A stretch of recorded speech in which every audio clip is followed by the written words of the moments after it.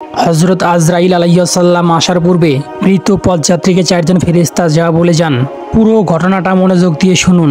একটুর জন্য হলো আপনি থমকে যাবেন। কুল্লু নাফসিন যায়কাতুল মাউত, অর্থাৎ প্রতিটি প্রাণীকে একদিন মৃত্যুর স্বাদ গ্রহণ করতে হবে। তবে প্রতিটি মানুষের জীবনের অন্তিম মুহূর্তে হযরত আজরাইল আলাইহিস সালাম যান কবজ করতে আসার আগেই ফেরেশতারা ওই মৃত্যু পথযাত্রীর আশেপাশে ঘোরাফেরা করার পাশাপাশি কিছুই বার্তা দিয়ে যায়। হাদিস শরীফে বর্ণিত আছে, যখন মানুষের অন্তিমকাল উপস্থিত হয় এবং রূহ বের হবার সময় ঘনিয়ে আসে, তখন চারজন ফেরেশতা তার কাছে উপস্থিত হয়।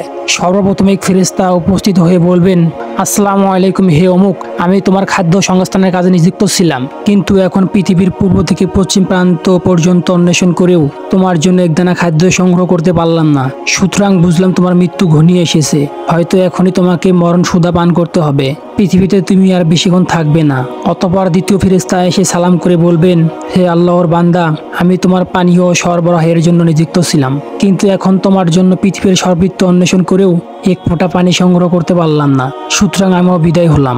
অতঃপর তৃতীয় ফেরেশতা এসে সালাম করে বলবেন, হে আল্লাহর বান্দা, আমি তোমার পথ যুগলের তত্ত্বাবধানে নিযুক্ত ছিলাম, কিন্তু পৃথিবীর সর্বত্র ঘুরে তোমার জন্য একটি মাত্র পদক্ষেপের স্থান খুঁজে পেলাম না, সুতরাং আমিও বিদায় নিচ্ছি। চতুর্থ ফেরেশতা এসে সালাম করে বলবেন, হে আল্লাহর বান্দা, আমি তোমার শ্বাস প্রশ্বাস চালু রাখার কাজে নিযুক্ত ছিলাম, কিন্তু আজ পৃথিবীর এমন কোনো জায়গা খুঁজে পেলাম না যেখানে গিয়ে তুমি মাত্র এক পলকের জন্য শ্বাস প্রশ্বাস গ্রহণ করতে পারো, সুতরাং আমিও বিদায় নিচ্ছি। অতঃপর কিরামান কাতিবিন ফেরেশতাদ্বয় এসে সালাম করে বলবেন, হে আল্লাহর বান্দা, আমরা তোমার পাপ পুণ্য লেখার কাজে নিযুক্ত ছিলাম, কিন্তু এখন দুনিয়ার সব জায়গায় সন্ধান করেও আর কোনো পাপ পুণ্য খুঁজে পেলাম না, সুতরাং আমরাও বিদায় নিচ্ছি। এই বলে তারা এক টুকরো কালো লিপি বের করে দিয়ে বলবেন, হে আল্লাহর বান্দা, এই দিকে লক্ষ্য করো। সেদিকে লক্ষ্য করা মাত্র তার সর্বাঙ্গে ঘর্মস্রোতে প্রবাহিত হবে এবং কেউ যেন ওই লিপি পড়তে না পারে, এই জন্য সে ডানে বামে বারবার দেখতে থাকবে। অতঃপর কিরামান কাতিবুন সেখান থেকে চলে যাবেন। তখনই মালাকুল মাউত তার ডান পাশে রহমতের ফেরেশতা এবং বাম পাশে আযাবের ফেরেশতা নিয়ে আগমন করবেন। তাদের মধ্যে কেউ আত্মাকে খুব জোরে টানাটানি করবেন, আবার কেউ অতি শান্তির সাথে আত্মা বের করে আনবেন।